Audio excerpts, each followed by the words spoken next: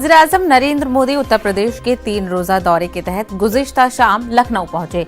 मरकजी वजीर अमित शाह, वज़ीर आला योगी आदित्यनाथ समेत कई लीडरों ने हवाई अड्डे पर पीएम मोदी का इस्तकबाल किया। तय प्रोग्राम के मुताबिक पीएम मोदी आज सुबह लखनऊ पुलिस हेडक्वार्टर में 56वें director general of police conference में शिरकत करेंगे। इस दौरान रियासतों और मरकज की जेर इंतजाम इलाकों के डीजीपी, मसलहा फोर्सेज और सिक्योरिटी एजेंसियों के साथ मुल्क को दरपेश मुख्तलिफ मसाइल पर बातचीत की जाएगी।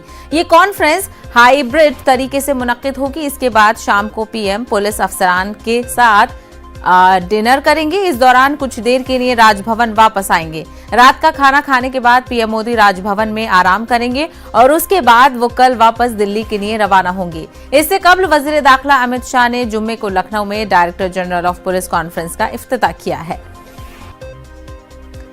मजीद बातचीत करेंगे हमारे नुमाइंदे तारिक कमर इस वक्त हमारे साथ जुड़ गए हैं। तारिक कमर, 3 रोजा दौरे पर हैं वज़ीर-ए-आज़म नरेंद्र मोदी और आज का दिन खास डायरेक्टर जनरल ऑफ पुलिस की कॉन्फ्रेंस के लिए वक्फ रहेगा।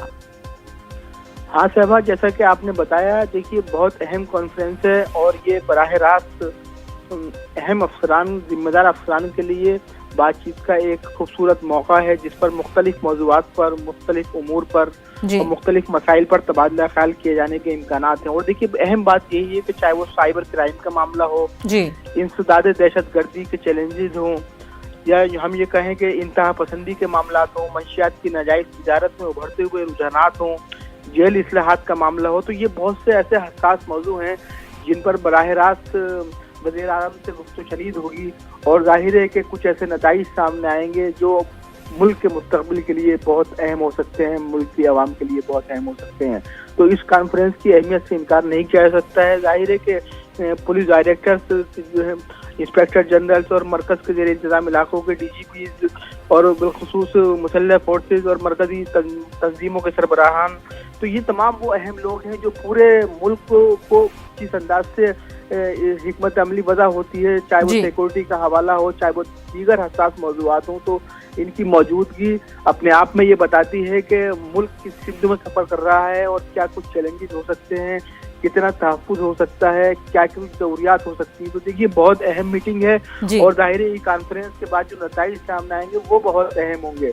तो वज़ीर आज़म का खुद इतना टाइम देना फिजिकली अपने आप में इस बात का इशारा दे रहा है कि इस मीटिंग की कितनी अहमियत हो सकती है और क्या ज़रूरत हो सकती है। जैसा कि आपने बताया है सहबा हमारे नाज़रीन को कि कल बाकायदा इसका इफ्तिताह किया गया और इफ्तिताह के बाद आज पूरा दिन वज़ीर आज़म जो हैं वो मीटिंग में अफसरान के साथ तबादला ख्याल करेंगे और फिर कल दिल्ली के लिए रवाना होंगे। तो देखिए इस मीटिंग, हालांकि इस अंदाज की मीटिंग दूसरी रियासतों में पहले भी होती रही है, लेकिन कोरोना के पेश नज़र ये फिजिकली ऐसी मीटिंग पहली मर्तबा हो रही है लखनऊ में, जहाँ पर खुद वज़ीर आज़म फिजिकली मौजूद रहेंगे और लोगों से बातचीत करेंगे, गुफ्तगू करेंगे, उनके मसाइल सुनेंगे और फिर आइंदा जो उसमें इस्लाहात हो सकती हैं, आइंदा जो तरमीमात हो सकती हैं या कुछ फैसले लिए जा सकते हैं, वो फैसले लिए जाएंगे। सहबा बिल्कुल, तो ये डायरेक्टर जनरल ऑफ पुलिस की कॉन्फ्रेंस बेहद अहमियत की हामिल है, क्योंकि आज वज़ीर आज़म का जो पूरा दिन है यूपी दौरे का, वो इसके लिए खास रहेगा। तारिक कमर, हमसे बात करने के लिए बेहद शुक्रिया। तो रुख करेंगे इस वक्त की बड़ी खबर का। जी हां, ये बड़ी खबर कानपुर से आ रही है। आपको बता दें कि कानपुर में मुस्लिम पर्सनल लॉ बोर्ड की 2 रोजा मीटिंग होने वाली है। बोर्ड के अहम ओहदों के लिए चुनाव भी किए जाएंगे।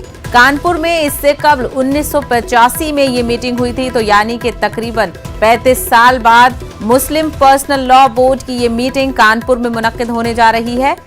कानपुर में मुस्लिम पर्सनल लॉ बोर्ड की मीटिंग में अहम ओहदों के लिए चुनाव भी होंगे। मजीद बातचीत करेंगे हमारे नुमाइंदे संदीप सविता इस वक्त हमारे साथ जुड़ गए हैं। संदीप सविता, 35 साल बाद पर्सनल लॉ बोर्ड की मीटिंग कानपुर में होने जा रही है, क्या कुछ खास रहेगा? जी, जिस तरह से पहले मैं बता दूं कि ये मीटिंग 2 दिवसीय है, यानी कि 20 यानी कि आज और कल 2 दिन की ये मीटिंग है। जाजमऊ इलाके के डीटीएस मदरसे में ये मीटिंग मुनक्किद होगी और जिस तरह से यहाँ पर देश भर से तकरीबन 150 से ज्यादा जो मुस्लिम पर्सनल लॉ बोर्ड के सदस्य हैं वो यहाँ पर पहुंचेंगे और इस मीटिंग में जो 2 दिवसीय मीटिंग है, दूसरे दिन यानी कि कल यहाँ पर जो यहाँ पद हैं इस मुस्लिम पर्सनल लॉ बोर्ड में, जो अहम पद हैं उसके लिए चुनाव भी होने, चयन भी होना है। तो वो जिस तरह से बहुत अहम माना जा रहा है, लेकिन अभी तक जो वहाँ से खबरें आई हैं कि मीडिया के लिए वहाँ पर कोई इंतजाम यानी कि उनको प्रवेश के लिए अभी तक अनुमति नहीं दी गई है। जिस तरह से यहाँ पर और भी बैठक में कई फैसले होने हैं और कोरोना के बाद, जैसे कोरोना के बाद जो भी मीटिंगें हुई हैं मुस्लिम पर्सनल लॉ बोर्ड की, वो ऑनलाइन मीटिंग हुई है। ये पहली ऐसी मीटिंग है जो एक जगह पर होगी, जो कानपुर में होगी। अगर कानपुर की बात की जाए तो कानपुर में 1985 में मीटिंग थी, उसके बाद अब कानपुर में मीटिंग हो रही है। जी सर, बिल्कुल। तो आज मीटिंग में जो लोग शामिल होने वाले हैं उन क्या कुछ खास इस मीटिंग में फैसले लिए जाते हैं, उस पर भी हमारी नजर बनी रहेगी। संदीप, हमसे बात करने के लिए बेहद शुक्रिया। रिलायंस इंडस्ट्रीज लिमिटेड और